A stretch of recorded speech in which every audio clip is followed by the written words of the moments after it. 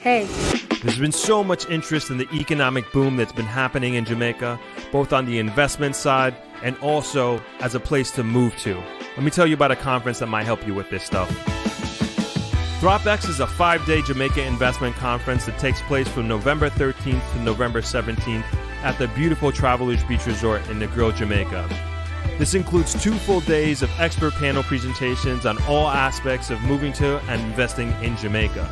This includes the brightest minds in the Jamaican real estate market, certified financial advisors from the most prestigious financial groups in Jamaica, banking professionals from the most esteemed banking institutions in Jamaica, among others. If you are thinking about moving to Jamaica, this conference is the perfect opportunity to have direct access to not only individuals who have achieved your dream of moving to Jamaica, but you'll also be among like-minded conference goers who are also trying to move to Jamaica. In addition, there will be 1 full day dedicated to touring both residential and commercial real estate for sale in the greater Negril area to give you a tangible idea of the real estate landscape in Jamaica. There will be exclusive properties for sale on this tour that you will not find listed anywhere else. If you are even remotely considering moving to or investing in Jamaica, this is the conference for you. This is the best way to dip your toe in the water of figuring out whether Jamaica is the right place for you to invest and to live. For more information, please visit throbx.com and join our mailing list. I look forward to seeing you in November.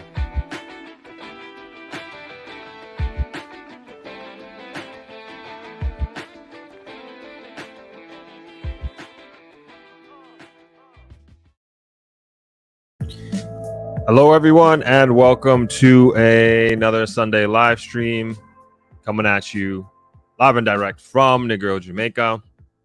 Thank you all for joining. We have a really good one lined up today. We have a quantity surveyor who's going to be joining us at the top of the hour to talk about all things construction, but really to dive into what a quantity surveyor does and how important they are to any construction project. And we really got a veteran in this space. And I know this is something that a lot of you have been asking for, and just in general, the high interest in construction here in Jamaica. Anyway, so we figured this is the best type of person and professional to get on the show and to talk about this subject. Before that, we have a lot of catching up to do that I want to dive into. We got a little bit less than a half an hour, so we'll try to squeeze in as much as possible, but we're definitely going deep with the QS, the quantity surveyor. And as we go through the conversation, if you have any questions, please put them in the comment section. I'll do my best to get them answered for you. And if you even have them now, I'll save them for the discussion that we have coming up with the QS at the top of the hour. Hope you all are doing well. Please let me know, as usual, where you are chiming in from, what city, what state, what country. Always love to hear it, and also make some connections in the comment section here, and it helps grow the community. And I also think it makes the community more valuable, as we move forward and as we progress and as we grow. So I suppose to start with, we can just talk about just very shortly, the video that I released yesterday, which is doing very well. And I can see that a lot of people are very much interested and continue to be interested in real estate, and specifically commercial real estate opportunities in Jamaica. And for those of you who haven't seen, I released a video on a 10.5 acre property here in Negril on the west end of Negril. So that one, I collaborated with Margaret Egger of Valerie Levy and Associates. And it's, for those of seeing, it's a fixer-upper property.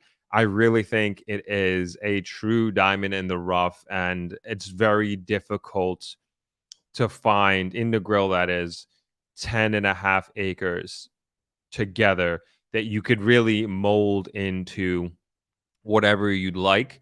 And as you've seen in the video, like, maybe you could tell, maybe you can't, but I know going into it, like, I was hesitant about doing that video because of the state of the property, to be honest, and just kind of talking to my team and mentors and trying to figure out, hey, should we do this or not? Because all we've really shown on the channel is new construction, pre-construction, and modern accommodations. And this is the first time we were really showing a property that needed some work.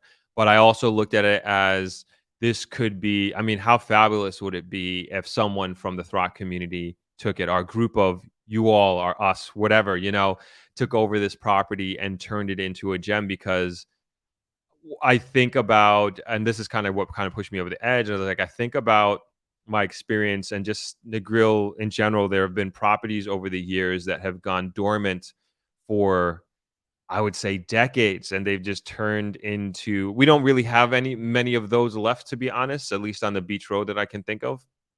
But they've turned into like these havens for squatters, and once were prominent, and now are in that present, just wasn't doing well.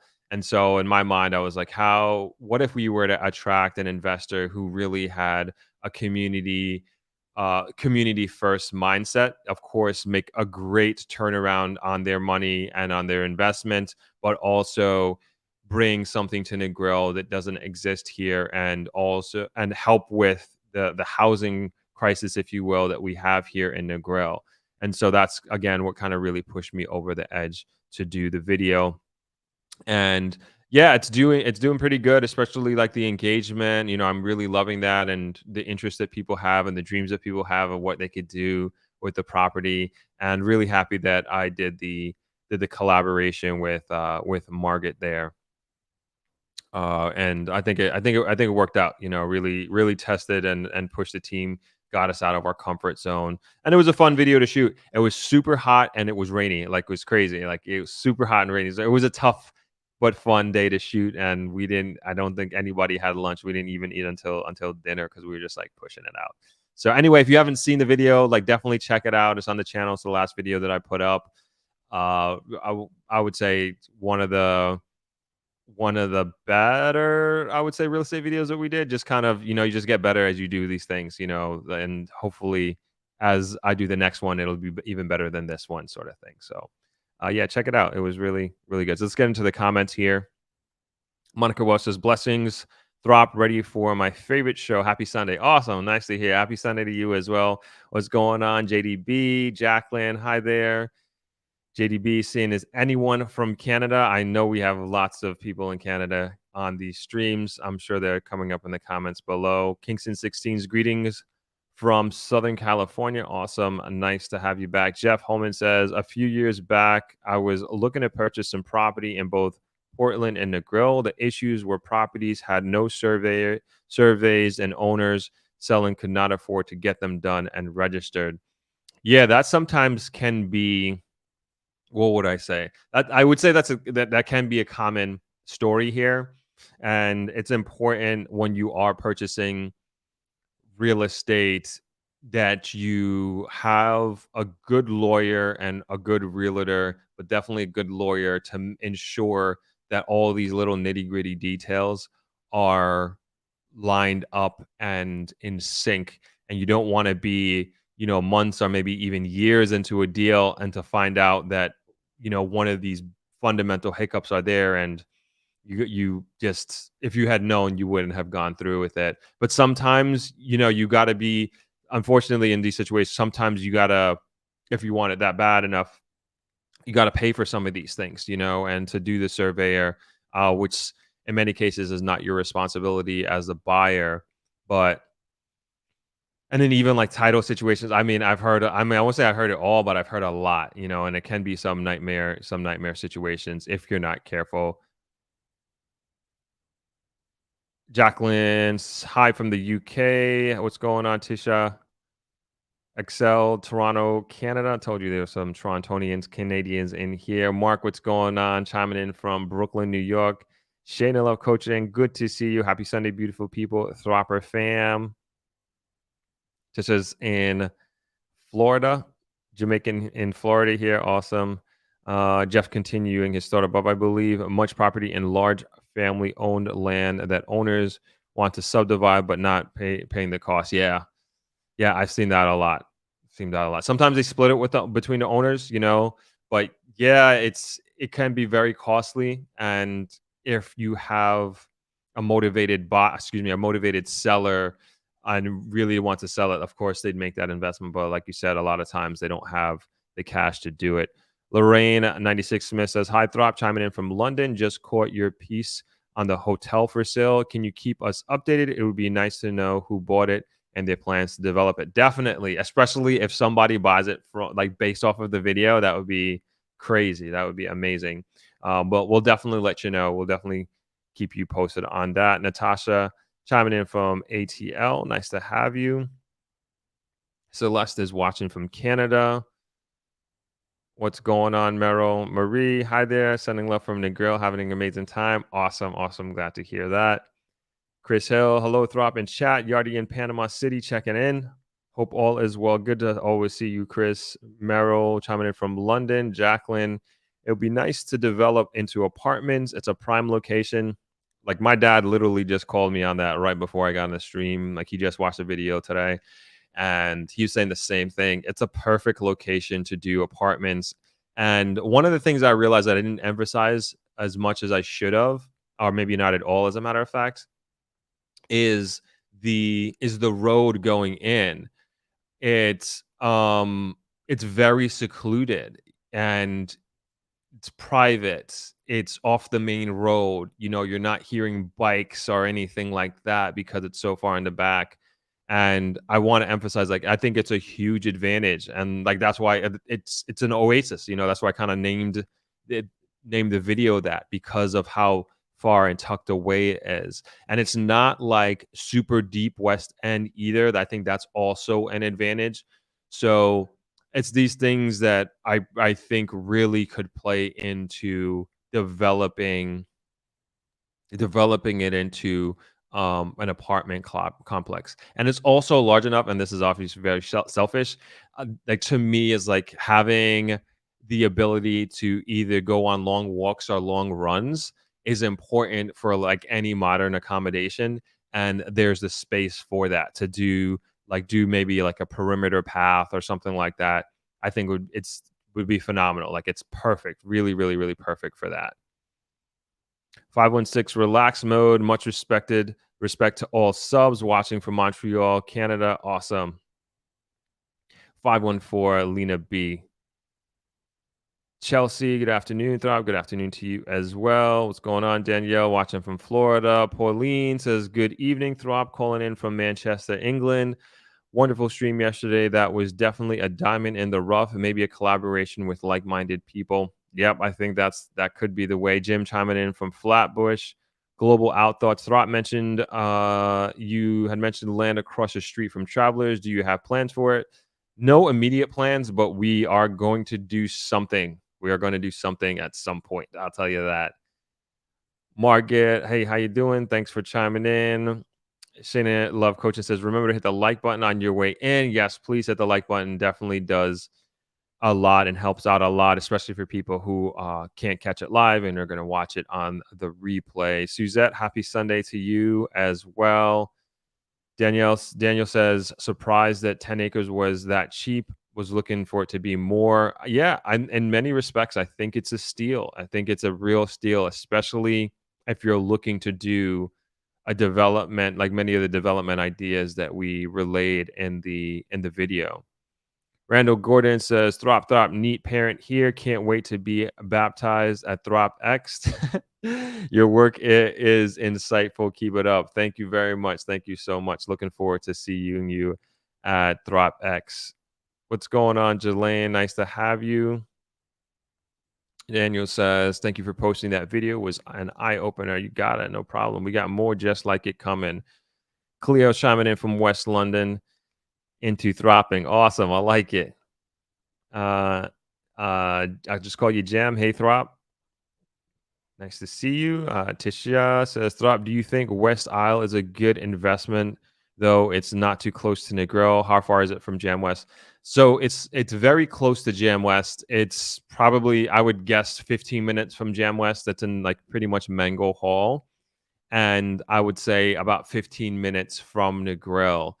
And I'm starting, like, I hate to even say this, but I just don't, tease this, but I want to find out more information before I I'm hearing about other developments that are in the works, and it seems like our conversations in this community is working. I'm not taking credit for it at all, but there are things coming in and around the grill, and it seems like it's happening faster than I thought. And I don't want to like mention it. Like, let me get some confirmation on a lot of these, and as soon as I find out and I confirm these things, I will let you all know, because I know so many of you are looking for opportunities in new development and new construction.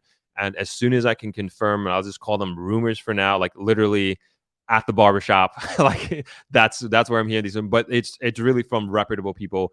And I don't want to prematurely give out any possibly false information. So hopefully I can confirm that throughout this week, and maybe we can talk about it on Thursday. So I'm actually trying to get an important guest, a very knowledgeable guest, on Thursday. I was trying to get them on today, but the quantity surveyor was, I think, important. This is something that we've been talking about for a while. So I think this is good. We'll just do this step by step, no rush.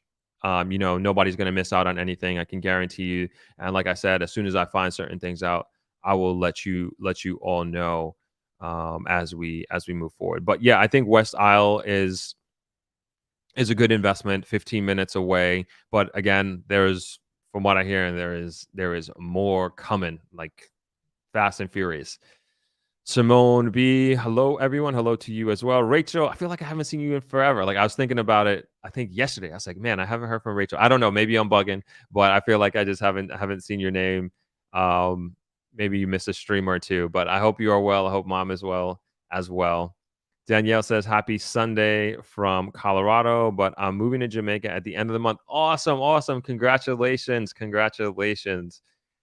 Getting out before the winter. Good for you. Janelle McDonald is good look, Sir T. Thank you. Carly, what's going on? Just know it will sell soon. Somewhere West was exactly that, and Oasis. Yep, agreed. We're supposed to be doing, I think I've said this before, we're supposed to be doing a similar video for Somewhere West, and I'm very much looking forward to doing that, because like I love that property. Really love that property a lot. And also, and as a great friend, so I'm very much looking forward to doing a similar video for that property. I got some pretty creative ideas on how to do it. Jelaine says, I love your interviews. They are very inspirational. Thank you. Ozzy, remind you of the price. So in the video, the owner, James, who was on the video, he told me in the video that we did together, it was, Margaret had told us it's going for 3 million, but it's being James told me it's actually listed for 3.5 million. So unsure where that error came in. But it's not something that I changed or I adjusted or anything like that. Seems like a simple, honest mistake. So it's actually listed for, from what James is telling me, 3.5 million, not 3 million. That's US dollars, of course. B. Hewitt chiming in from Orlando. Good to see you. Miss Cole, how you doing? Your everyday lifestyle with lifestyle high throb chiming in from New York. Good to see you. Rohan, would you be interested in doing a joint venture deal with that land throb? That's exactly what my dad was saying. He's like, man, you should take this. You should buy the land, do joint venture, create an investment group. I would love to. We can dream, right? I just don't have my head wrapped around something like that at this point. Not saying that I wouldn't, but I'd have to think about it, go through what that might possibly look like at some point. But yeah, we're thinking, ideas are rolling. I could tell you that. Brother Gladly says, hi, y'all. First time on the live. Awesome. Welcome. Nice to have you. Casey says, hi, Throb, watching from Florida. I wish I could just pool our resources and purchase this 10 acres. I know we could collaborate and acquire it. I'm ready. Let's go and get it. A lot of energy towards this. Yeah, I feel like that can be done. I really do. And I know I mentioned this before, and I'm going to continue to.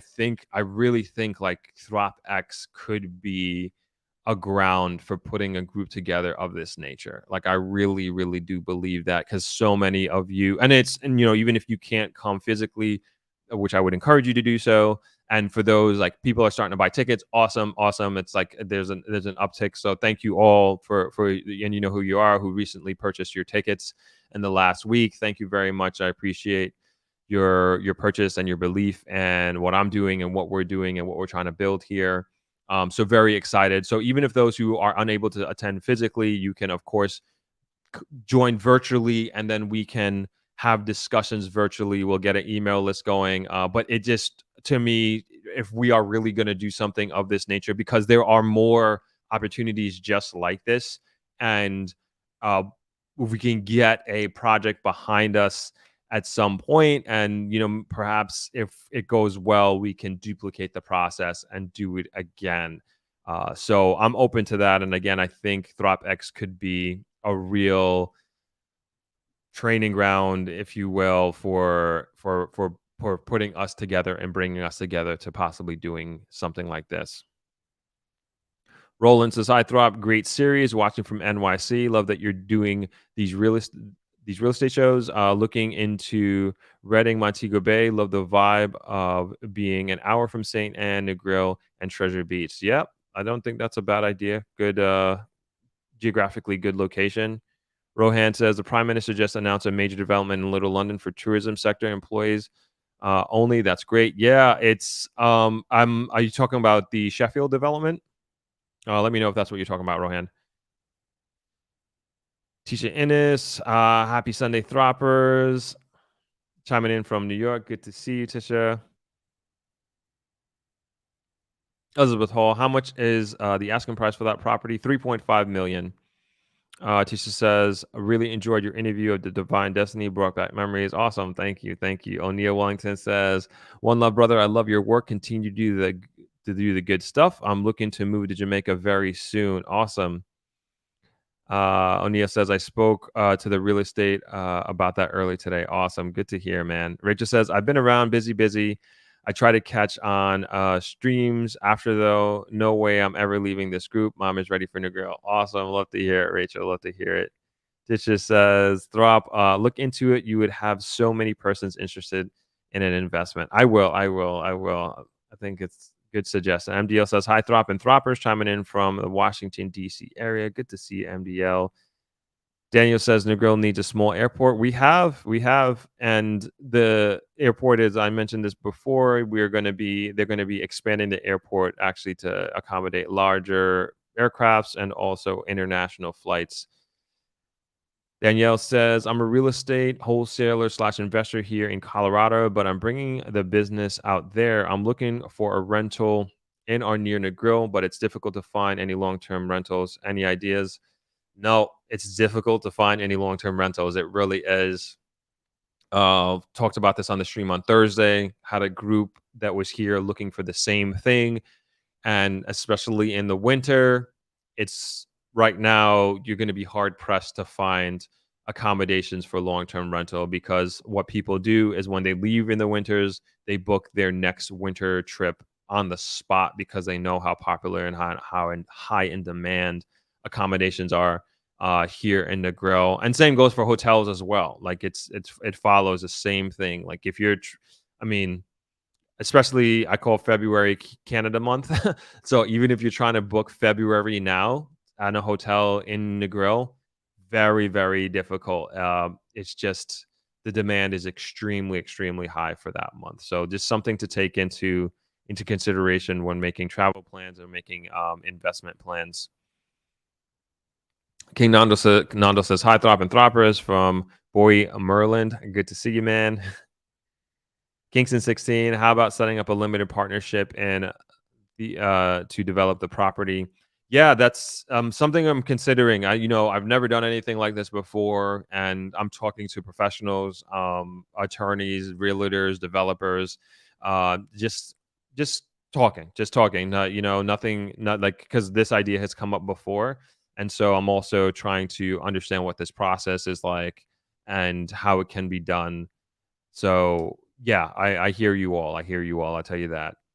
Harron Robinson says, Throb, good seeing you again. That 10-acre property is perfect for affordable apartments for hotel workers in the area, something different from hotels, restaurants, and whatever else tourists. Yes. Good call. Jim is asking what Throb X is. Throb X is my annual Jamaica investment conference taking place from November 13th to 17th. If you go to throbx.com, you can read all about it there. And I would also encourage you to sign up for our mailing list at throbx.com just so you can get some updates. We're going to be releasing some speaker names this week on our newsletter. I know I owed it from last week, as a matter of fact, but we've been busy doing a bunch of things, good things. So we're going to announce a bunch of speakers this week. And it's so essentially, Jim, we're going to be having a bunch of different professionals in various fields, but it's all focused on helping you to invest and move to Jamaica, whatever that may look like for you.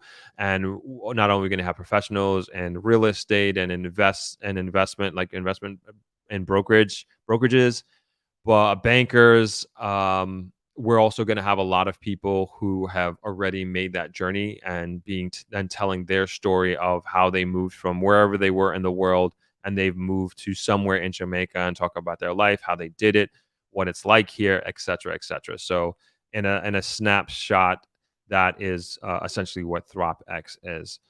What are the prices of virtual tickets? Virtual tickets are $150. If you are a channel member or a Patreon, you get $50 off. So if you sign up for any of those tiers, you will get $50 off of the ticket. I think it's a good deal. I mean, you can sign up for $5 and you get $50. You get $50 off, or you save $45, right? So we're doing. I need to kind of get that out more outside of this live stream, so everybody knows that we are doing a deal on that. Chris PW says, I miss the beach. Yeah, me too. It is so hot out there. And I'm very happy to be in this AC and in this controlled environment. We'll get back out there at some point. Rohan said, yes, that's the one. Yes, he's talking about the development in Sheffield. I was going to talk about it today, but we can always talk about it on Thursday. So I'm going to save that for Thursday's live stream. They did the ribbon cutting ceremony for a housing. I'll just say here, a housing development. I think it's called Sheffield Palms. Let's see if I'm right. I'll just talk about it really quick before we invite our guest on. It's a $907 million Sheffield Palms housing development. Let me throw it in the comments so you all can read the article on it.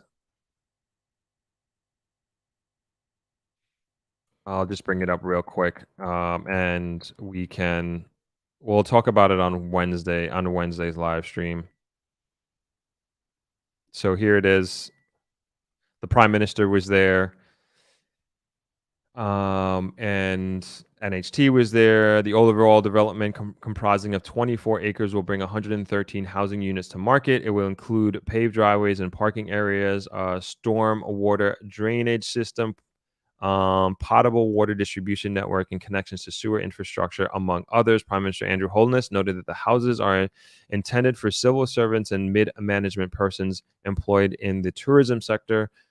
And quote, so once you are within the income bracket, you should be able to easily afford one of these units, he said. Meanwhile, Holness is encouraging more developers to partner with the NHT through the GPP to provide housing solutions for Jamaicans. Under the program, which is established in November 2018, the NHT agrees to purchase for its contributors all or portions of units in housing developments done by real estate developers. So I'll leave it there. But at least you all know that that's happening. And I think this is, in a many ways, this is a game changer for Negril. We've been talking about this for a while, the need for affordable housing, particularly for our hotel workers as Negril expands and as more hotel rooms are coming to Negril and the outskirts of Negril in droves. This was well needed. All right. I'm going to, okay, so we're going to wrap this up, this part of the show up, and we are going to invite our guest onto the show. I just want to do a quick introduction before we invite them on.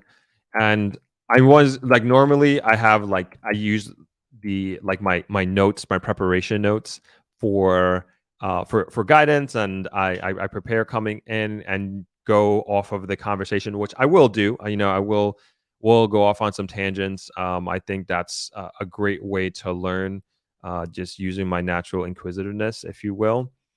And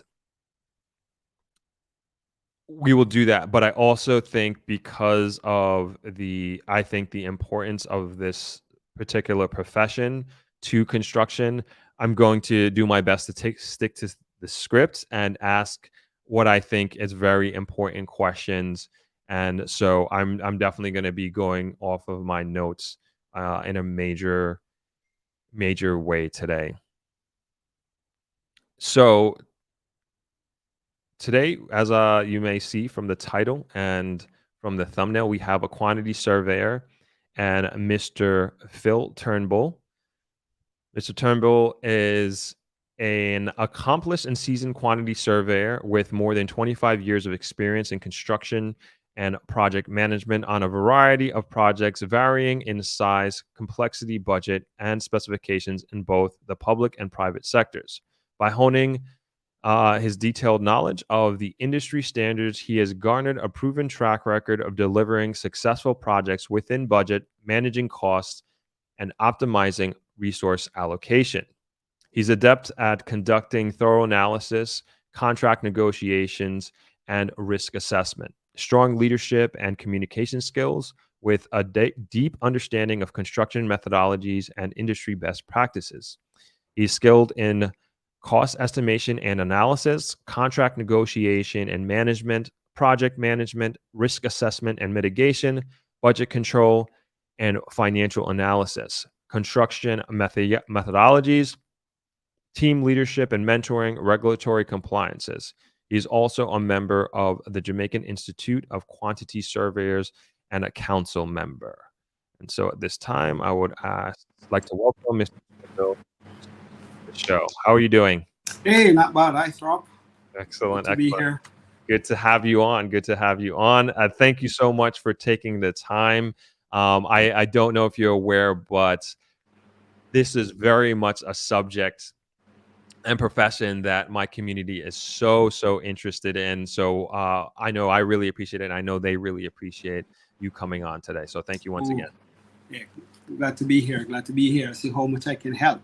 Okay, excellent. I hope I got you in the introduction. I hope I got all the key important points. If I missed anything, please let me know. But I think one of the first things to start off with, and as I said, I literally want to go question by question here and starting off with the basics. But can you tell me, what exactly does a quantity surveyor do, and what is their role in construction? Well, in short terms, we are the cost and finance specialists in the construction industry. Depends on the nature of the works. We have various duties, from estimating to assess and determine feasibility of a project, to preparing construction document and tender document. We do negotiation with contractors. We manage the finance as we develop. In other words, we do financing control of the construction. We also manage the subcontractors and suppliers in terms of financial controlling that. And we will, at the end of it, conclude the project by doing a final account. So we are the finance, we call it the building accountant of the construction industry. Gotcha. Okay. And what are some of the key responsibilities a quantity surveyor has during different phases of construction projects, from pre-construction to post-construction? All right. For the pre-construction, it would be good if we join the team earlier which is the engineer, the architect, the mechanical engineer, because by joining earlier, what we will do is advise on cost. So we won't have a building that is pretty much designed properly and well, but then the client cannot afford it because of the cost involved.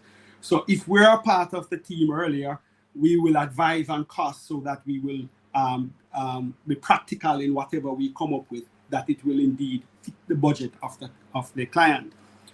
So the pre-construction stage requires us to produce a cost estimate to see how feasible that project is. We also produce, if it's feasible enough, we will then do a bill of quantity. If that's a design you settle on, we do a bill of quantity. What that bill of quantity is that we take the entire drawing and begin to quantify the different components that make up that dream house or dream building that you want. Put it in a format in which our builder can now assess his material and labor costs to create what was designed, construct what was designed. So we call it a bill of quantity. We also produce a tender procurement period in which we use that bill of quantity, get submitted to different contractors of the set skill or the requirement that we need, and get them to do a tender on the document. We call that the tender process, in which they price the document and return it to us. Because we're looking for the cheapest of the good contractors, because when we're selecting the contractors, we're selecting contractors that are of good quality. So it's not quality we're checking for. What we're checking for is cost and reasonableness of cost. Because not because it's cheap doesn't mean it's reasonable, because what it may involve is that cheap now, but then cost us later in the long run. So we go through a tender process. We then recommend based on our analysis of what the tender submit. Then we recommend a contractor in which to do the project, or a builder. We also recommend a type of contract to be used in the industry that best suit this type of contractor, this type of contract, depending on what it is. And then after following that becomes the pre-construction process. We get a drawing, build a bill of quantities, select some contractor, recommend a contract, then you start the contract. This now brings us into the post section of the construction period. So our post service involved now, we evaluate the work as it goes so that the contractor can get paid. So what based on the contract, we may design as to how payment is to be made. It could happen monthly, depends on how long the contract. But whenever the contract submit a claim, so this is the value of work he has done, and therefore then this is the amount of money he needs to get paid.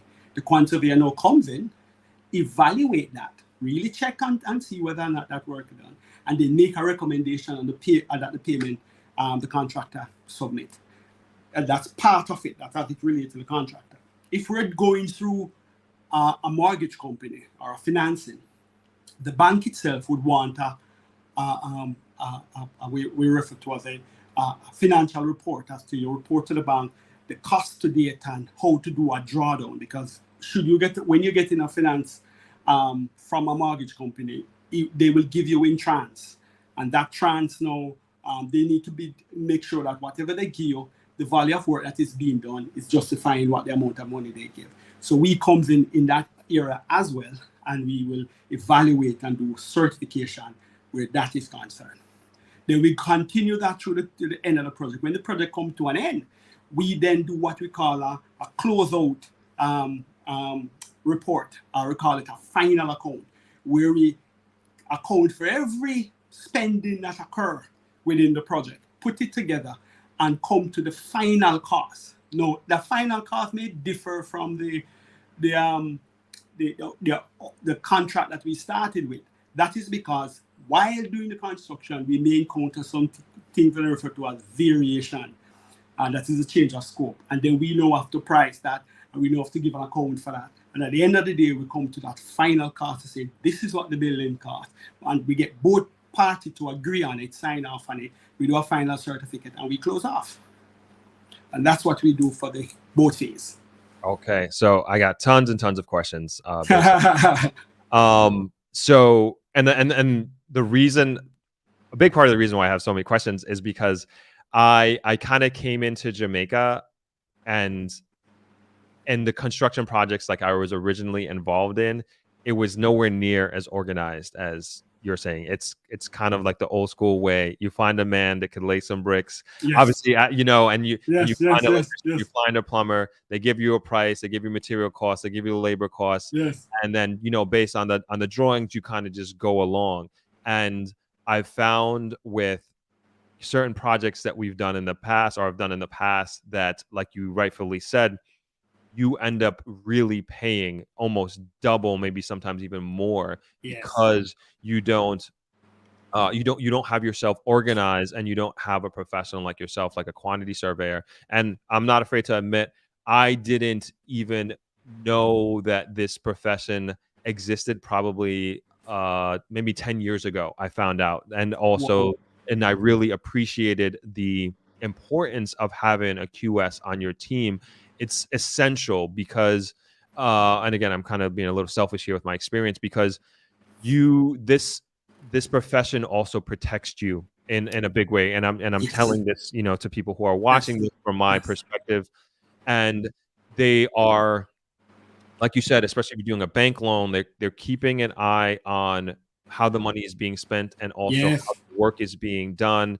Yes. And it protects everybody, and they're looking out for your best interests. And Yes. again, in my experience, that I wish I had this profession on my team and many of the projects that I've done in the past, as opposed to just trying to do it myself and figuring it out as I go along. You end up paying more. Yeah. What you find sometimes too is that when you give a man a cost based on a drawing, and he comes back to you after you agreed on the money, he said, "But I didn't put that inside my estimate. That wasn't part of it." Yeah. And you say, "But you had the drawing." You say, "But I didn't put it there." But because you don't have something to say, well, here it is, and you didn't price it, then you have no argument. And one of the strategy that I find is that our returning resident from overseas tend to trust contractor in that light, and not seeing the project, having no one monitoring the project where the finance is concerned. When they return expecting to see some position or a status of the project, because they don't have that there, they end up coming back and be disappointed that they spend all this money and there's nothing there for it. So yes, we do play a critical and important role. And I'm glad that I can open up your eyes. Yeah, yes. So important. And so I want to take a little bit of a step back in the pre-construction phase. And at what point would you come on the project? Well, it would on the design development stage. So you would be working with the architect? Yes. Gotcha. At that stage, when you have a concept of what you want, and the architect design that concept, before we reach into methodology in terms of type of construction technology you want to employ, the QS comes in, short name for quantity surveyor, comes in, and he will advise on material selection, cost selection, construction costs, so that we have other QS developed rule of thumbs by knowing square foot costs of construction. So what I find is that some people will come in and have some very nice design and it's wicked. But when it comes to the costing of that design, you realize you cannot afford it. Mm-hmm. And then it makes the architect work twice, because you have to go back and reduce that design in order for work within a budget. But if that QS was there on the outset, the QS could have guided all of that and said, "Oh, this is the budget, this is what we can do with it. Come be creative within this space." So at the design development stage, that's where I suggest you get us involved. Okay. Kind of getting back to the script here. What are some of the common challenges or obstacles that quantity surveys often encounter, and how do you navigate them? My biggest one is the one I just described. Mhm. You have this wonderful drawing, nicely put together, and between that drawing and your budget, they're not seeing eye to eye.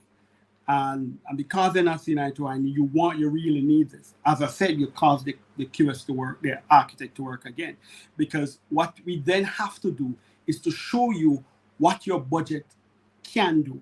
And what I find is that um, owners reluctant to share with the QS their budget because they have to view that if they tell them everything that they have, I don't know what they think, but by right, if a QS is employed on a project, that QS is your QS to Mhm. guide your budget. And by guiding your budget, he can navigate as to how we successfully conclude this project within that budget. He will advise you because what we tend to find also is that while we are constructing and wonderful, glorious idea comes, you tend to want to change that scope of work with the same idea that it's supposed to be done for the same budget. Our job is to come in and advise you, say, if you change it, it's going to cost X. So therefore, think about it twice unless you're willing to put in that X. So we advise on that is concerned. So my biggest issue is when my client don't share with us our budget or during the construction and the design pro they did not have any idea of what cost is for that development and their budget don't really meet it. Have you Oh, ever? Sorry, continue. go ahead. I was going to ask, have you ever encountered a situation where you've been called in, like mid-project, to assist with, I would say, errors that were made before, and you'd have to kind of, in a way, turn around the project? Oh, yes. What happened is that um, I was called in on a project in which the contractor who started it didn't finish, and because they didn't have a quantity online for them to um, advise us to cost and us to pay. And what they did was to upfront more money than the work was valued. And when I came in, now we have to now assess actual work that has been done with the amount of money that is outstanding, and to advise the client as to um, the way forward. In this particular case, the contractor was terminated, so you would have to now get somebody new, and that ended up in court. But the idea of paying the contractor more than what is being constructed cause the work, because what invariably the contract would do, and he having more than one project would utilize your fund not for your funds alone but for the other construction costs, and then slope on your fund. So that is one area. Next area that I have issue with is that during construction, and I realized what happened is that we tend to build traditionally. And by building traditionally, we look at the immediate costs and not look at the long-term costs. And I was helping a contractor, not helping, I was part of a team who did a development, but that development was a particular way. And while he was doing a development that particular way, it would have been cheaper if he had switched the technology, switched the method of construction. Now, the traditional is block and steel and concrete. But we advise him to go into because it's a multiple of unit, go what he call a formwork system and use concrete. And that way he was able to do the thing much faster with less waste, because block and steel with rendering and all of that have a higher rate percentage of wastage on site than the straight concrete and formwork. And therefore then it would eliminate quite a big cost there where waste is concerned. So Sorry, yes. can you explain concrete and formwork, what that is? Oh, Yeah. In our technology here, concrete is the main component for which we build our unit from, because it is stronger in terms of earthquake resistance, hurricane resistance. You know where we are at, we suffer from great hurricane here. And then it also work against termite, which we have a lot. And what we find is that when we use traditionally in the old time days, they tend to use a lot of lumber. And we had a lot of termite eating out the place, and you're going to have to replace those lumber. We then developed what we call the block work and concrete. Now, concrete comes from a mixture of cement, sand, gravel with water to create an hardening force that will form any shape that you would put it in. And what we put it in is a mold. That mold is made from formwork. Formwork is that mold that designs the shape of that concrete. Now, our building construction use stiffeners, slab, walls, all kind of things that we want to shape our house, whether from concrete or concrete blocks.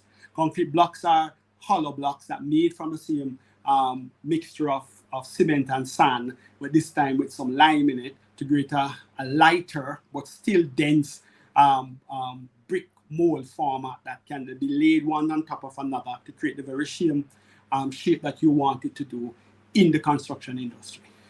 But over the years, we tend to, at least now, we tend to use more concrete because we can go higher up with it with formwork than that we use a block.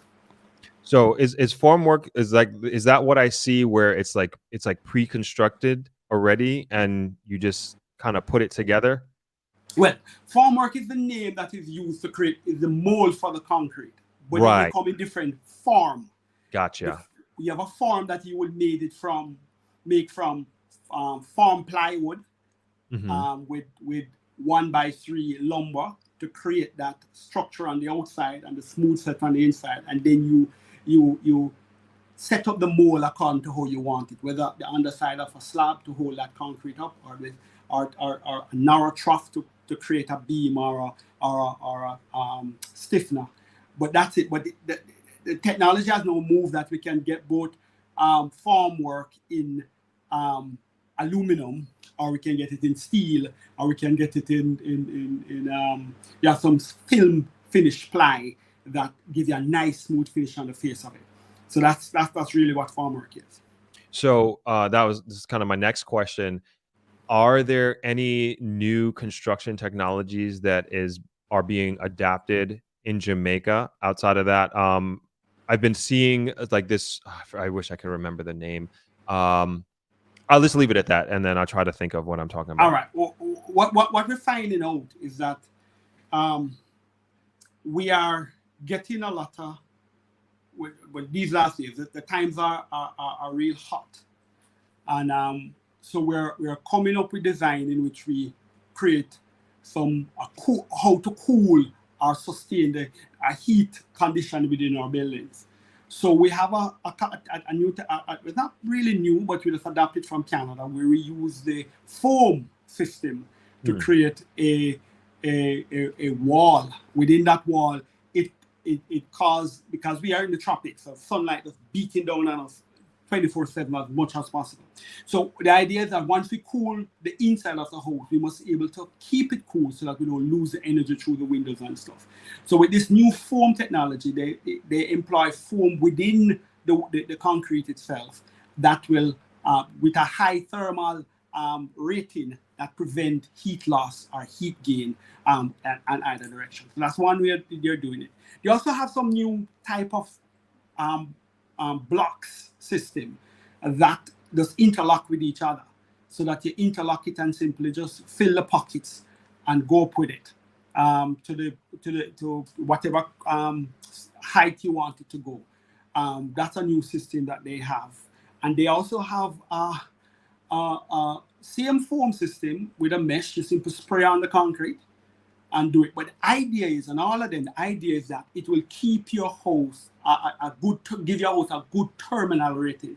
So should you need to use a air condition, which we tend to be doing a lot nowadays, is that you will spend less energy cooling your house because it will retain the temperature that you put inside there.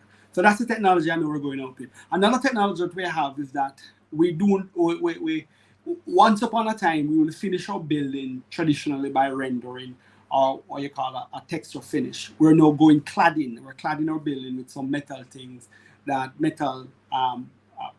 cladding, some from, and we also have some fiber cladding from wood-like members.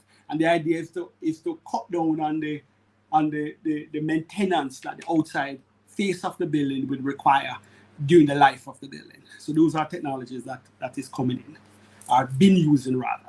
Mm-hmm. No, that's great to hear, that we're moving with the times.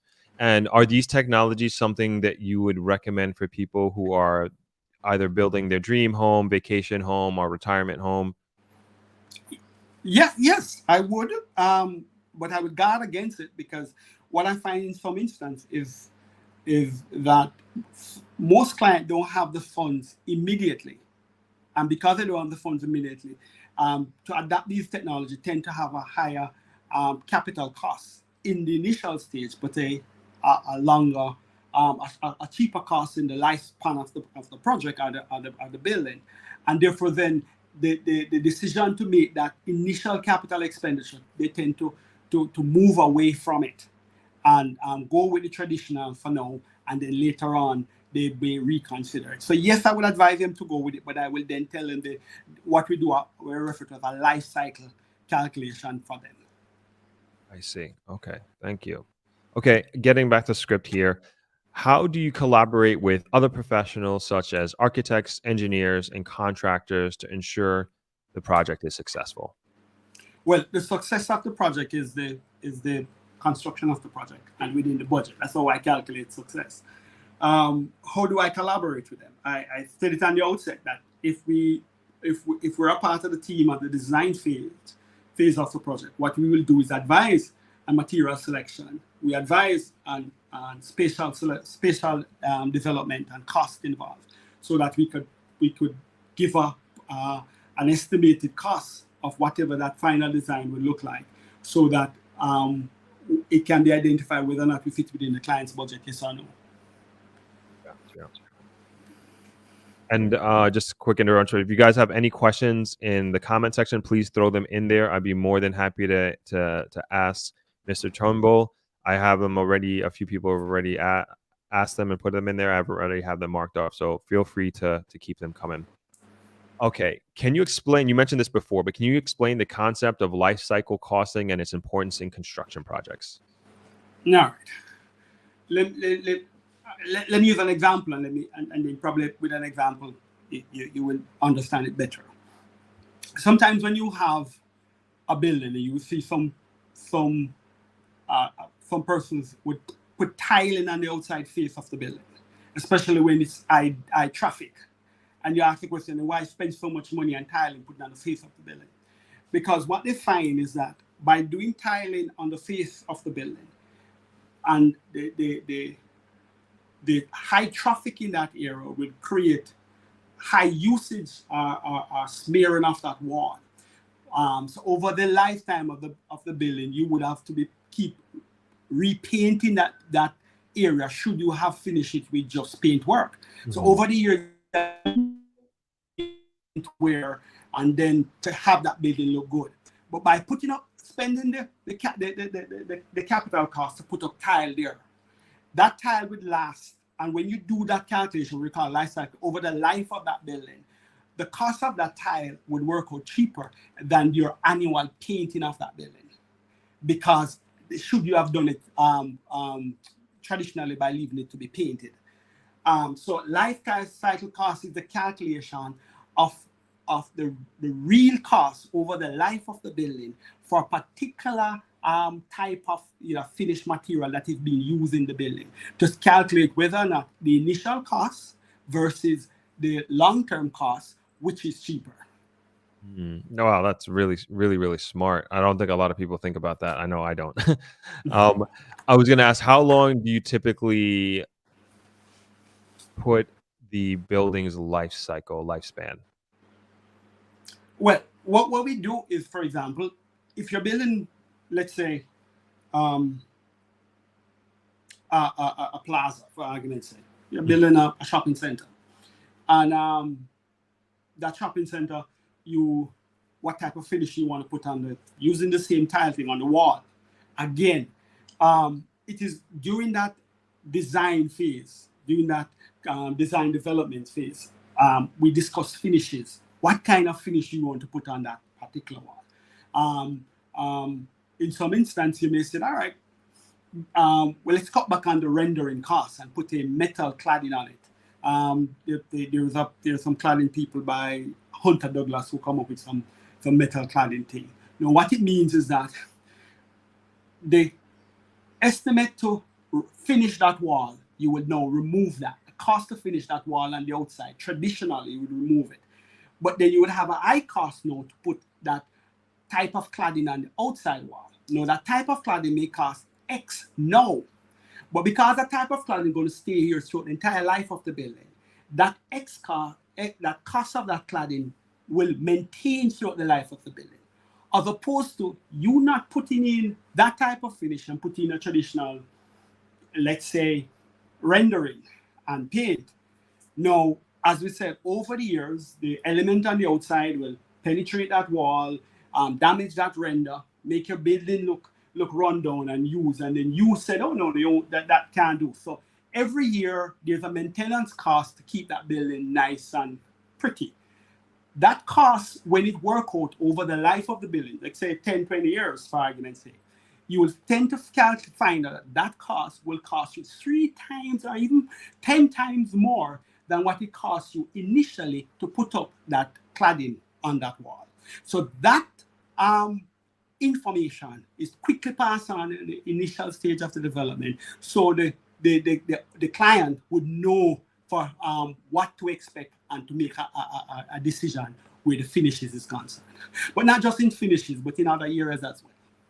And do you calculate the lifespan of the building in a finite number, or is it like depreciation on accounting on the books kind of thing? Or you say like this building has a like an estimated lifespan of 100 years, or something like that? When we say lifespan, it is intended use, not necessarily how long the building is going to be up for. It's intended use for the client because okay, this is yeah. Gotcha. Okay, understood. Thank you for that.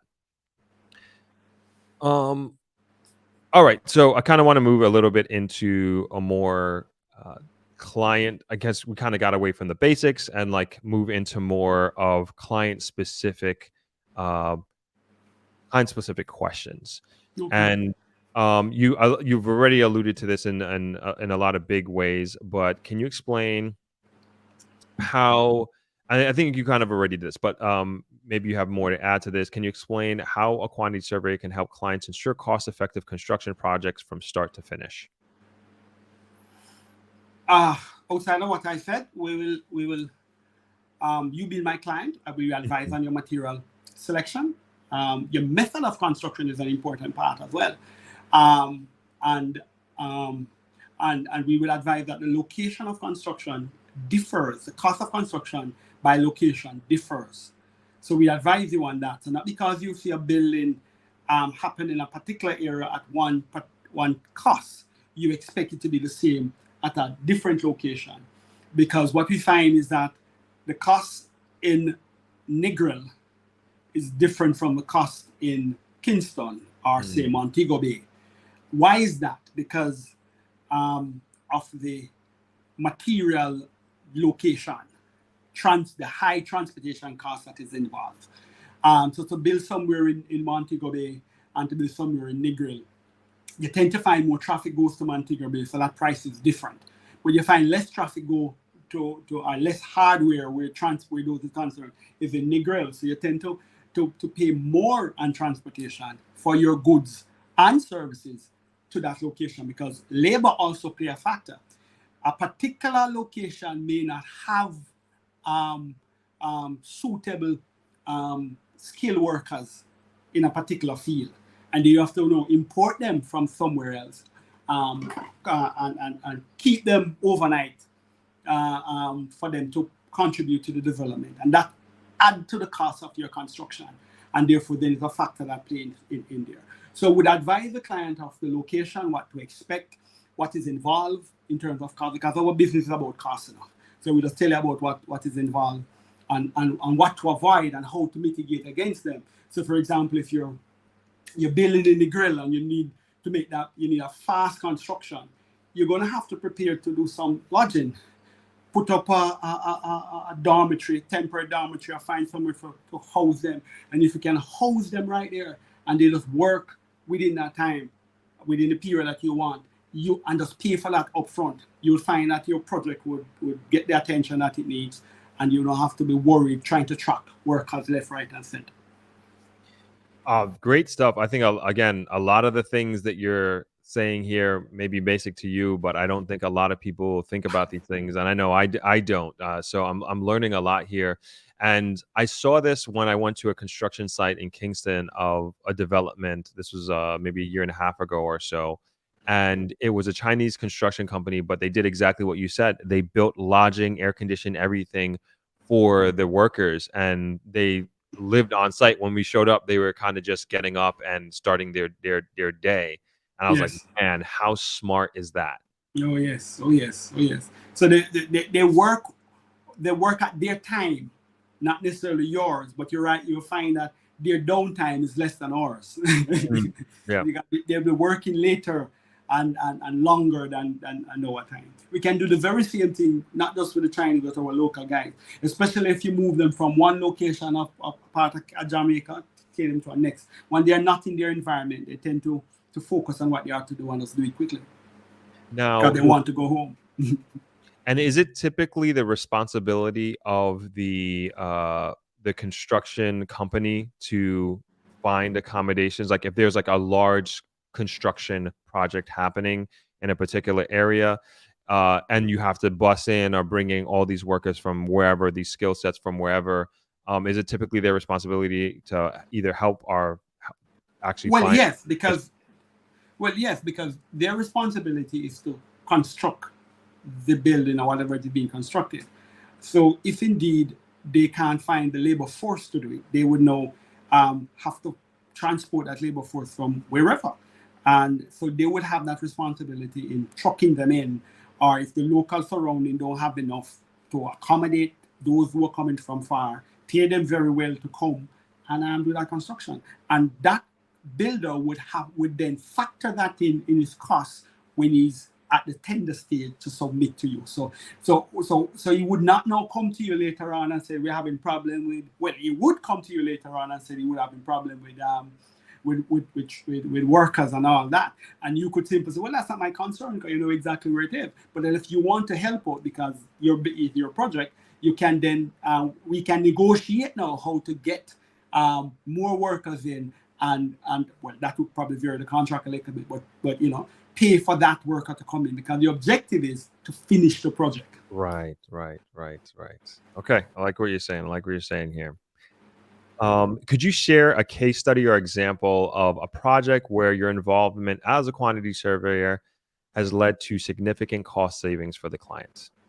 Well, I mentioned one before in which we started out with a development of some 71 units, and they started out with block and steel construction, so raft foundation type of construction. They start out with block and steel construction, but the issue with block and steel construction is that you have different components. You have the mason that does all the blocks, steelman comes in, does all the steel, and the carpenter does that fill in the stiffness and all of that. And all of that waits upon individual to move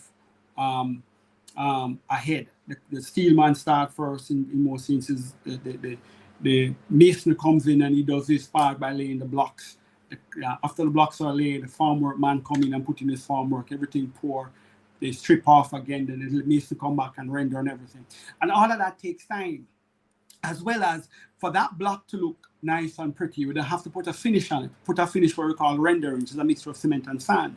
Now, rendering is a process in which we use a lot out here in Jamaica, a lot of material. So it's block, because block tend to break up on rhythm. So all of that weight, the percentage of wastage on that method is really high.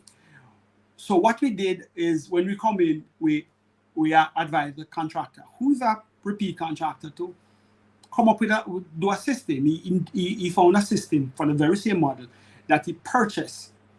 The initial cost of that purchase was expensive, but what it does is it caused his project it cut his time period by half, because he either simply fixed the mold up, the farm work, the steel man, we call steel man, the steel binder, comes in, does his thing, the farm work set up, concrete truck come and pour, 2 days, take it off, move it again, go along the line. So there's a method of construction that's happening, a process of the construction that caused the project to move very fast and finish on time, because in Jamaica or everywhere else, time is money. Time is money on the construction site, because you're going to have to pay laborer and you're going to have to pay for all these kind of running costs that doesn't have any what you call it now, measurable item to measure it against. It just have time. So the longer you stay, the more you spend. So the shorter you come out of that, it's better for you.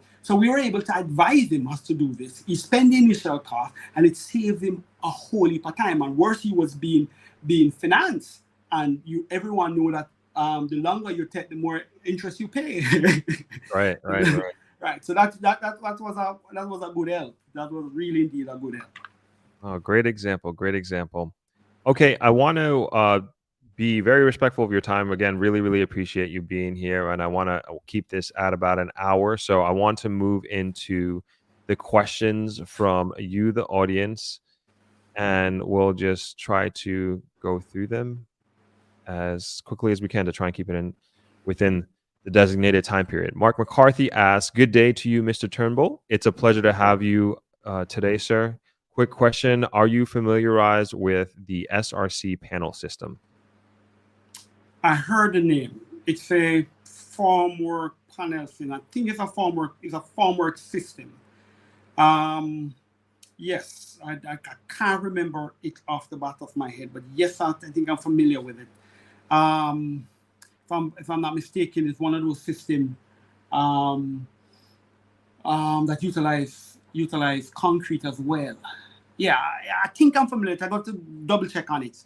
But, Okay. But yeah, I think I heard it before. All right. And another question, Royland Brooklyn says, "What about insulated concrete forms, ICF construction material? My architect is using it for his construction in Grenada now." Insulate, well, that was the method I was trying to tell you, that the foam system have an insulation in there from the foam that create a high R-rated system. And as I said, why we need it out here? Because out here is hot and we need to cool down our place and able to maintain that cool. So we're using systems that have a high insulation factor in it. And the foam system that I know had a foam built in it with a high foam R rate in it. Okay. Got a comment here from Virtual Design Studio. Eureka, how you doing? She says, "The struggle with construction comes with not including all necessary professionals needed to get the work done effectively and efficiently. Corner cutting culture." Oh yes, we all want to do things cheaply, as cheaply as possible. And sometimes there's an old adage we said, penny wise and pound foolish, that we save on some pennies in the initial round, and then we lose a couple of pounds later on, and wonder how is it that we're losing money. But the idea is that if you employ the professional, what I find is that people don't like to pay for the professional help, and yet when their project go awry, they wonder why, and they would willing to spend a whole heap of money on their project, but don't want to spend for the professional to do that project well. And I don't understand it. But if you employ the professional who know about this thing to guide you through it, you will have an end product. What you need to do is build it in your costs. All right, next question, Merrill Murray. "You mentioned contractors using one person's material on the other projects. Can you elaborate?"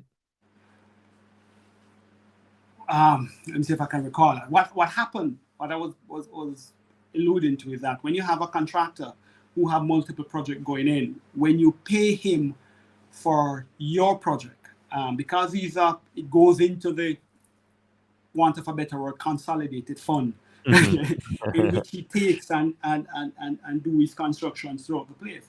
So he don't necessarily spend all that on your project. Likewise, when you don't pay him, he will take from other people's project and contribute to you. But it is how they manage their system. The problem is that if you don't have a professional quantity surveyor watching over it and to say, all right, then let me pay you for the work done. You don't know what the value of the work that is being done, so that you ensure that what he paid you for What you paid him for is actually what is being done. So that's how they do the thing. But it's a business, so they take from one and build the other for the idea for it to work. Asa Griffin asks, what's the average time frame for new multifamily construction, 50 to 100 units? Well, that depends. That depends on the method of construction. That depends on the location of the construction. If it's a straight apartment going up top of each other versus those that spread out on the ground, you find that those that is a tower block tend to go faster than those that spread out on the ground. You say why? It's because the fact that you're going building top of each other, repeating yourself. On the ground, you will have to do repetible work, same place on the ground right there. What I find is that because when you come into cast concrete, the pump truck does come and pump versus just moving on the ground, going across the line. So in my book, depends on, I had to do was part of a development for 40 one-bedroom unit, and it takes 20 months for that 41 one-bed unit to be done. Takes 20 months. And that 20 months includes some hiccups due to COVID. Gotcha. Yeah. Okay, I think that's a good estimation. George G. Lewis says, Mr. Turnbull, can you provide the estimated cost per square foot for medium quality construction in the grill? Well, cost per square foot is relative to the terrain, relative to the type of building you're building, which story that is, and the type of finish. I just said medium quality construction, but medium quality construction on a flat unit versus a two-story unit versus a split level unit. Now, let me give you a range. And that range is probably my safe bet, because it depends on what it is. It will cost, and I'm going to talk Jamaican dollars, I know, not US dollars. I'm Jamaican. So it will range from, say, $25,000 per square foot as far as to about $50,000 per square foot. And $50,000 being the high-end quality type of thing. And that will depend on if you're going to put in pool inside there, if you're going to put in all these fancy finishes kind of thing. You may say medium finish, but when it's medium to Thorpe, may not be medium to me, maybe high. So that's relative. So that's my range. So you can use that and decide where you think you should fall. Awesome. Thank you. Okay, got a two-part question here from C. Ellington. If I wanted to build a house and provide the materials, what would be the labor cost alone per square foot? And does the labor rate change from residential versus commercial projects? Yes and no. The labor rate change in the overall content, in that for the residential, you will have a lot more mill work, a lot more finish work involved. So you will have a more labor content, more skilled labor in that field versus a commercial where it don't have so much emphasis on finishes, such as kitchen or cabinet and all those stuff. So, but in terms of the labor content, usually a rule of thumb, we normally said 30% of the total cost of the work would be for labor. That's the rule of thumb we use. We tend to find that it fluctuates between 25 and 30 thereabout. So we usually calculate about 30%. And don't go no tell nobody say quantity, tell us 30% here. All right, got another question here. This one's from Alfonso Worth. I currently own a property in Kingston 8 area. It's a 1/3 of a hectare. I'm looking to remove the existing house and construct a 12-unit apartment. Any advice on my first steps to take?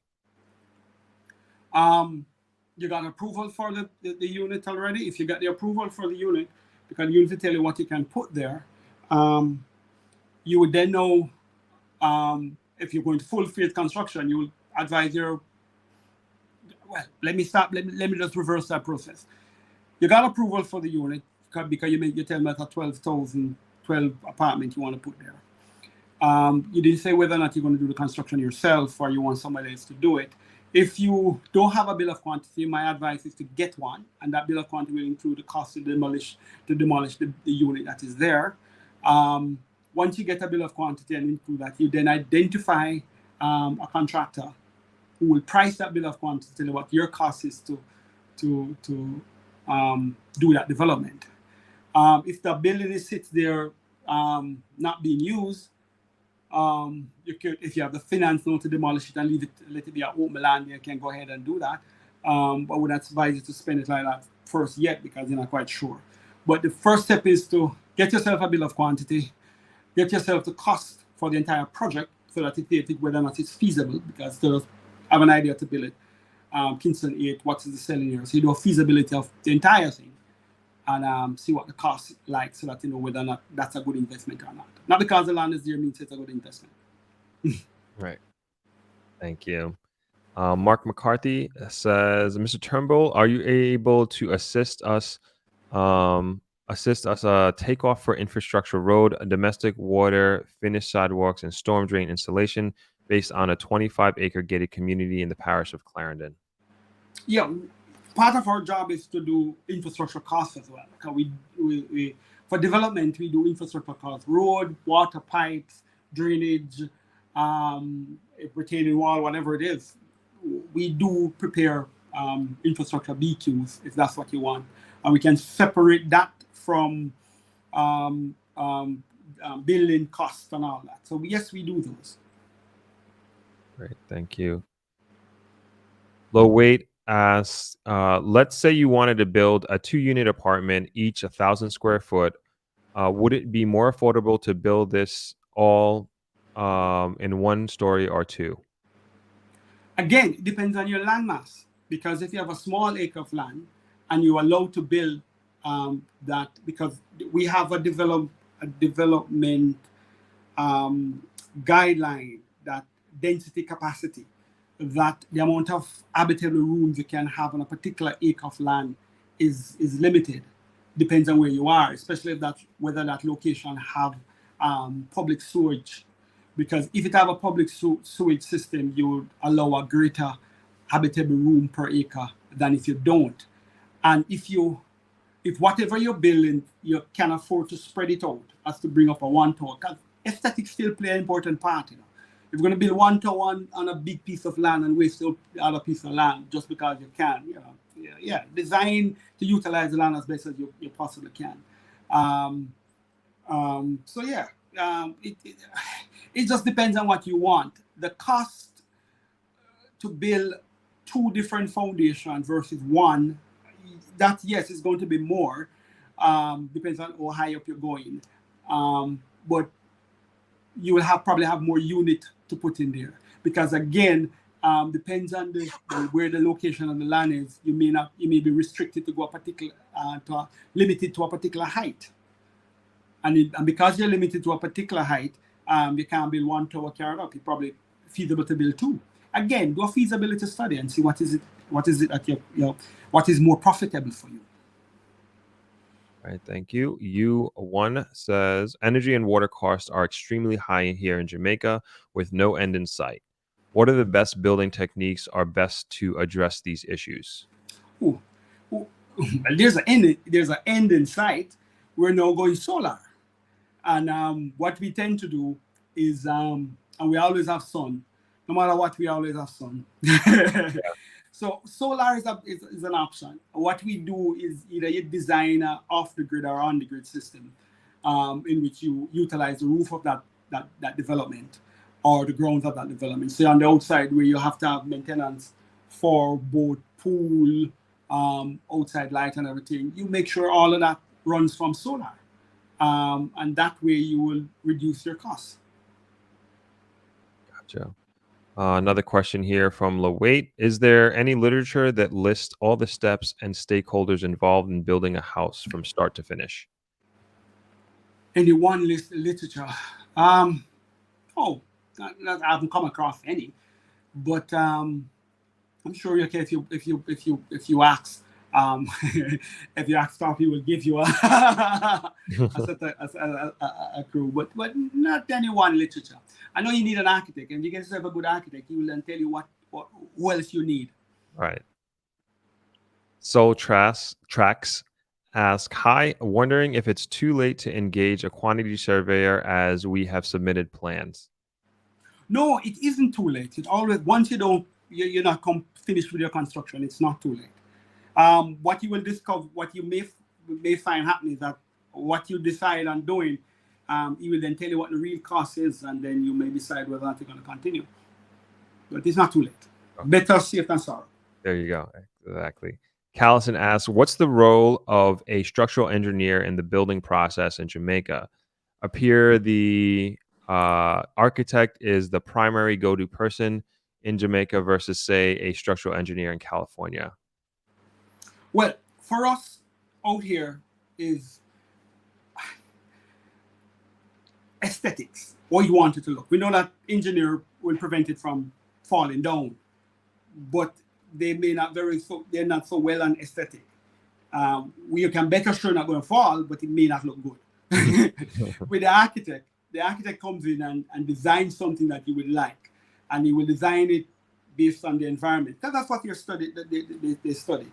And now you get the structural engineer to ensure that what the architect designed can indeed stand up. That's his role. Come in to see where it stands up. So the architect will design something, what you want, your dream house, your dream building, how you want it to look. Let it blend with the environment. Let it enhance the location in which it is located. Then the engineer comes in and says, okay, how do I make this work so that it can function the way it wants to function? So that's their role. But it's not that the engineer can't design. It's just that many a times most of the engineer design is not all that pretty. Okay. Callison has another question. Planning a multi-purpose use development in Westmoreland on approximately 2.75 acres, 3 stories, retail on the ground floor, and residential on the upper 2 floors. Where do I start? Okay, it seems like you have a plan already. Hope it's not an idea on your head, but it's something on a piece of paper. You then again advise again, is it feasible? Is it that which that era want in terms of commercial and livable on top, and what kind of commercial you're going to put there for it to work?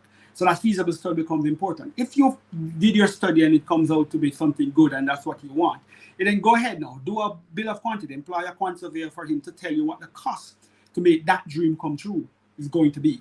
Because once you know the cost of the development, you then can pinpoint your selling price in order for you to make a profit. So employ a quantity surveyor for him to give you a costing on the project. Okay, last 2 questions here.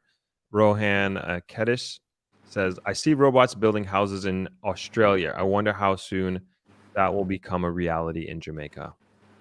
Well, I don't know if Australia have 150 hurricane wind like we get at times for our hurricane, and sometimes some earthquakes. So I'm not quite sure. What if that robot can build any unit that can stand up to that? Fine with me. Bring the robot, come. Okay, and last question here by Rohan. It says, the price to hire a quantity surveyor is fixed, or is it based on the size of the property? Like any professional, their costs are probably like architect as well, are varies from the type of project that you're working on. It's not a fixed cost, it's more percentage of the construction cost or the task you assign to them. If they are going to be bill of quantities, then there's a cost to provide that. If they're going to be the entire pre and post services, there's a cost to it. It tends to be a percentage of the construction cost.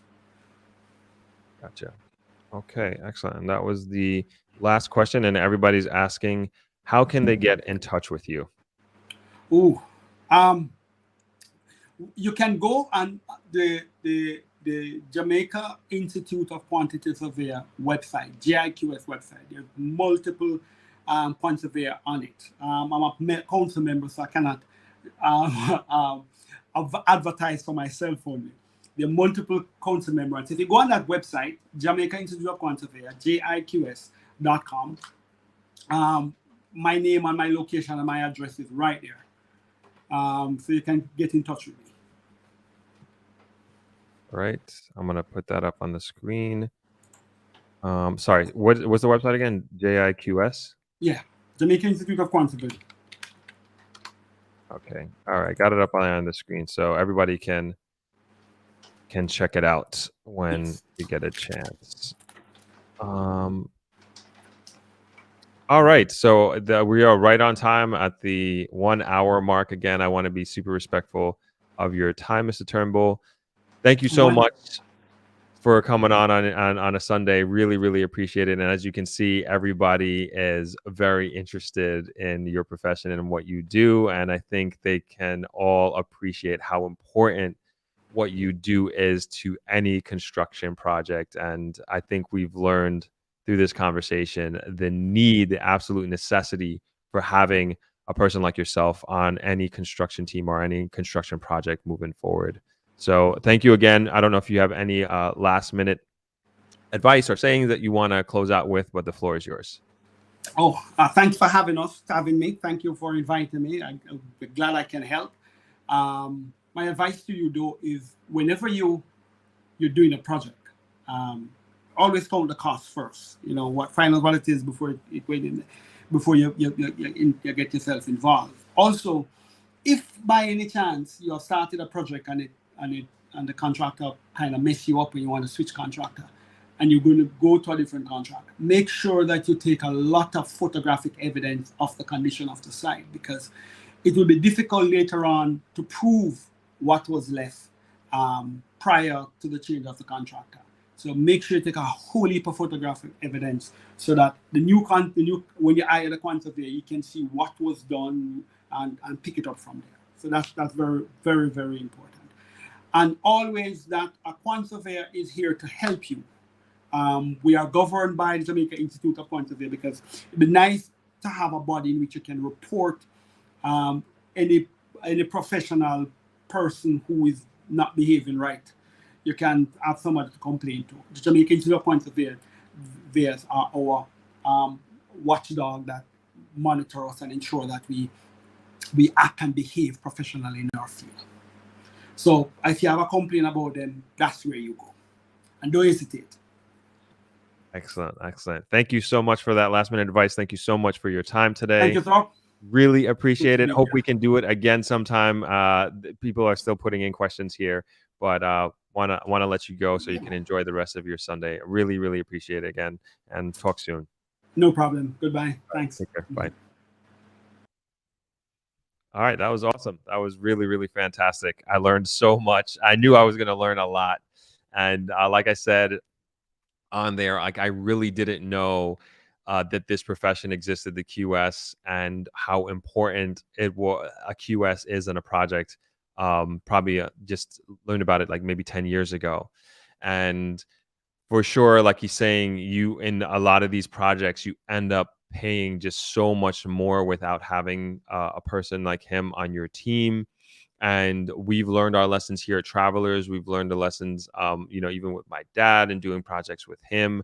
And yeah, you save money in the beginning. That's for sure. You don't have this like large capital outlay of bringing on somebody like Mr. Turnbull, but trust me, you end up paying so much more in the long run. You're almost better off waiting perhaps till you do have the capital so you can bring on somebody like him onto your team, because it's gonna, they're just think differently, think just very differently. A lot of the examples that he was given, like I just didn't even come to mind. And even just the methodologies that he's implementing, that is just, I would say, baseline, regular, every day for him. Like I'm not even thinking like that. And so I hope you all learned something in respect to quantity surveying and construction in general. And I know a lot of you want to do projects and want to build your homes. And I always say, especially when I have guests who've come on before, when we talk about lifestyle in Jamaica, it's like learn from other people, learn from other people's mistakes. This is what my dad always tell me. He's like, you don't need to learn the hard way, and just learn from the experience of others. and Mr. Turnbull is like, I think, a really, really good example of this. And then even like the methodology of what do we call it? What did he call it? The life cycle costing, like so smart, so incredibly smart. And so this was a pretty good one for me. Thank you all for your great questions. Thank you for your great questions. I love when I think this is so important when you get very, very specific about like your situation, your development, and what you're trying to do. Because one, yes, it helps you, but it also, there's a bunch of people and probably thousands of people who are watching this on the replay who are very grateful for your question and your specific situation, because it may not be the exact same situation that they are going through, but it's similar, and they can derive answers that can apply to whatever circumstances that they're dealing with in their dreams and their projects that they're doing. So thank you very much for your great questions. What are we gonna do here? I think we're gonna wrap up there for the most part. Yeah, I wanted to just dedicate this stream to the quantity surveyor. And this is, like I said, this is something and someone we wanted to get on for a long time. And for sure, there's going to be, I feel like we're almost moving into a phase of like action taking. Like the last few years, for those who've been part of this community for a while, like we've talked and we continue to talk a lot about the forward progression and movement of Jamaica as a whole. We talk very much about a lot of opportunities here, and many people in this community are looking for opportunities.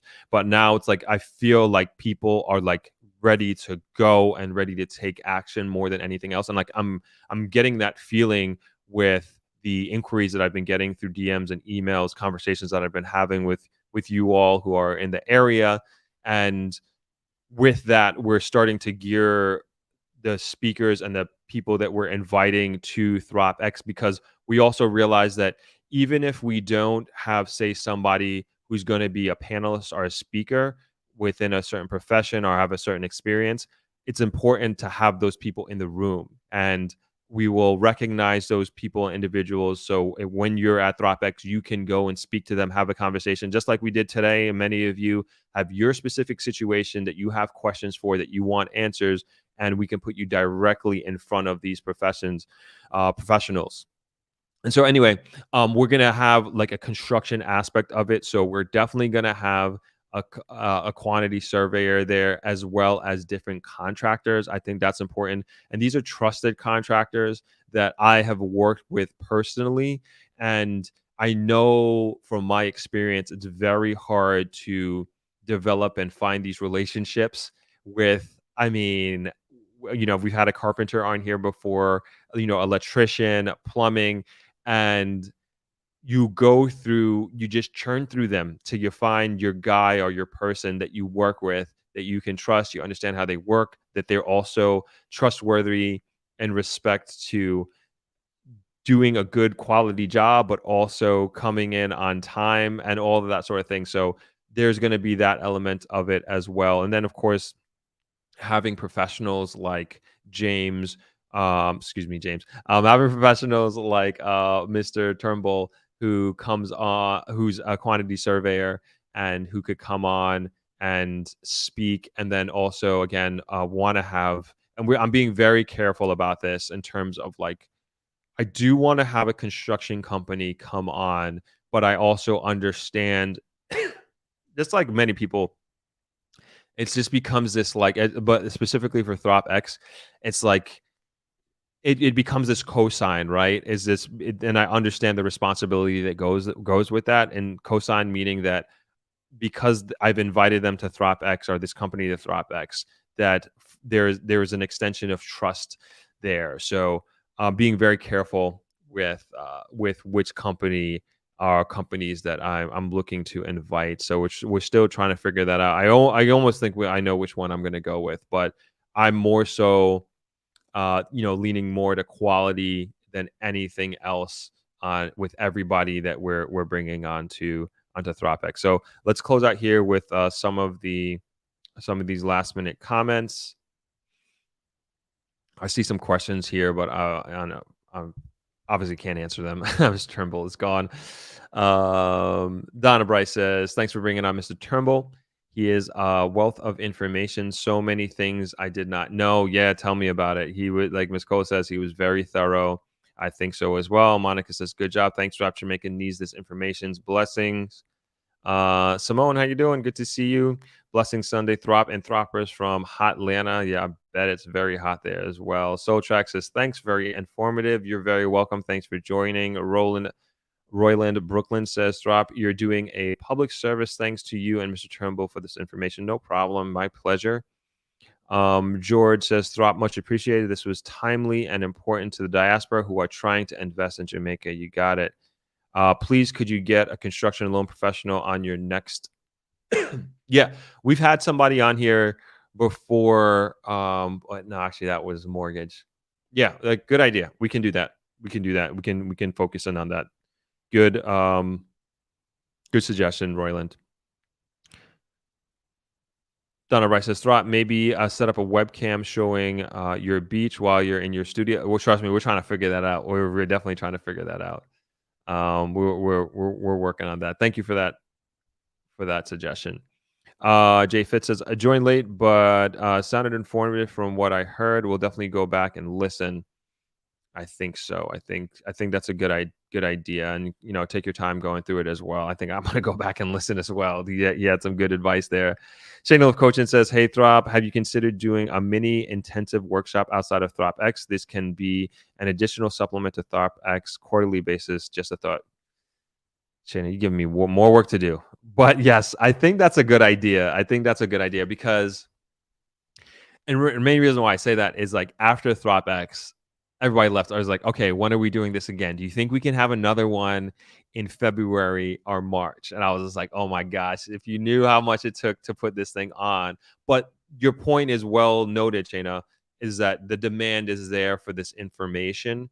And perhaps, I think so. Like, I was even thinking of doing like a meetup in the sun, like a quick meetup of sorts in the summer.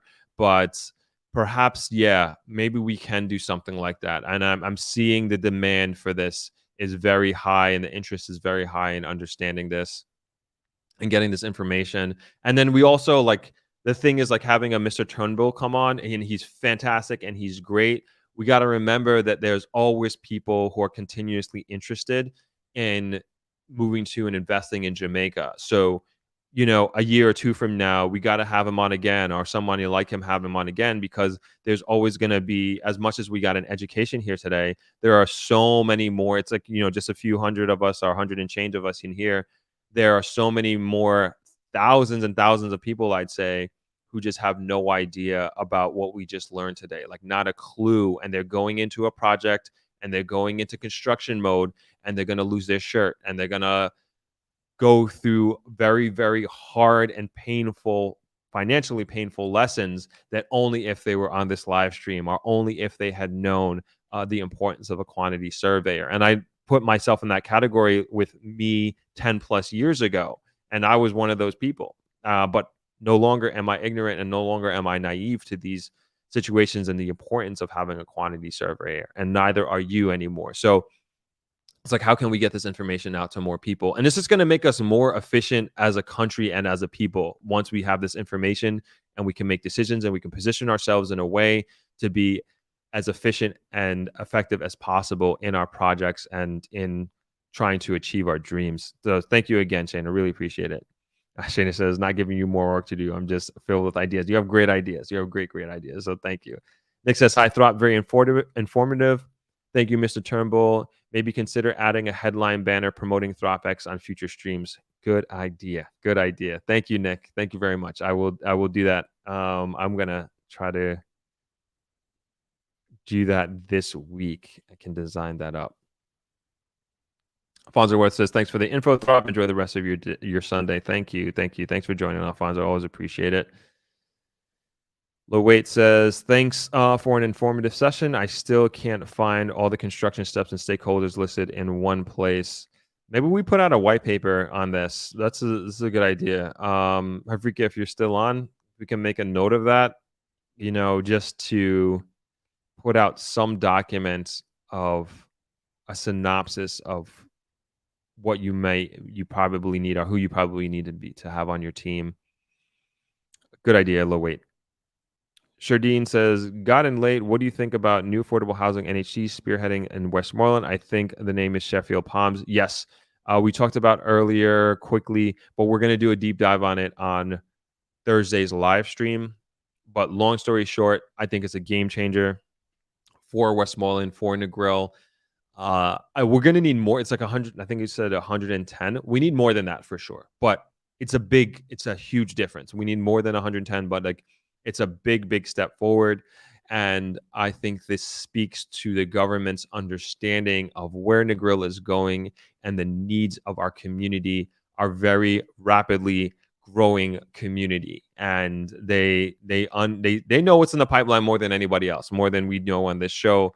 But we can put two and two together, and we can understand what's coming and what we need as a community. Gary Allen says, join late. Coming back within the year with my building skill. Maybe my skill can be used. Having over 30 years in building, for sure, definitely can be used. Yeah, and like Zana saying, please hit the like button. And if you are not subscribed, definitely hit that subscribe button. I'm understanding that a lot of people who come on these live streams are not subscribed, which is crazy. You got a lot of value. At least I think you did. I hope you got a lot of value today. And if you're not subscribed, definitely hit that subscribe button, hit that like button. It really does help out a lot. And to my earlier point, if you know anybody who's on a construction project and are looking to do a construction project or a development or whatever have you, share this video with them. It'll definitely help them out a lot. You know, we don't know everything. And like I said, I got a huge education today. And the more people that we can pass this on to, the better it is going to be for all of us. And for those who were asking what Throb X is or was earlier, I got you on the trailer. Hey. There's been so much interest in the economic boom that's been happening in Jamaica, both on the investment side and also as a place to move to. Let me tell you about a conference that might help you with this stuff. Throb X is a 5-day Jamaica investment conference that takes place from November 13th to November 17th at the beautiful Travelers Beach Resort in Negril, Jamaica. This includes 2 full days of expert panel presentations on all aspects of moving to and investing in Jamaica. This includes the brightest minds in the Jamaican real estate market, certified financial advisors from the most prestigious financial groups in Jamaica, banking professionals from the most esteemed banking institutions in Jamaica, among others. If you are thinking about moving to Jamaica, this conference is the perfect opportunity to have direct access to not only individuals who have achieved your dream of moving to Jamaica, but you'll also be among like-minded conference goers who are also trying to move to Jamaica. In addition, there will be 1 full day dedicated to touring both residential and commercial real estate for sale in the greater Negril area to give you a tangible idea of the real estate landscape in Jamaica. There will be exclusive properties for sale on this tour that you will not find listed anywhere else. If you are even remotely considering moving to or investing in Jamaica, this is the conference for you. This is the best way to dip your toe in the water of figuring out whether Jamaica is the right place for you to invest and to live. For more information, please visit throbx.com and join our mailing list. I look forward to seeing you in November.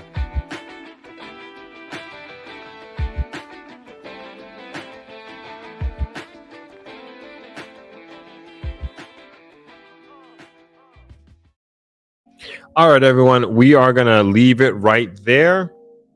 Got a big week ahead of us here at Throb Media, and we got the content rolling, documenting content this week, I should say. But yeah, we got some videos, a video coming out on Saturday. We actually have the Scotch Boys in the building once again, and they are doing some really amazing things. And we're excited to release the video with both the CEO and Matthew Wallace, who you all know. They were on, and they're going to be our next podcast coming up on Saturday. So you can definitely look out for that.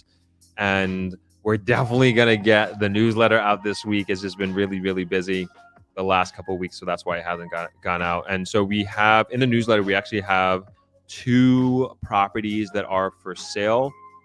And then you could check out. I know this is something that people have been interested in, and both rental and also for sale properties. So we have that. One is commercial, one is residential.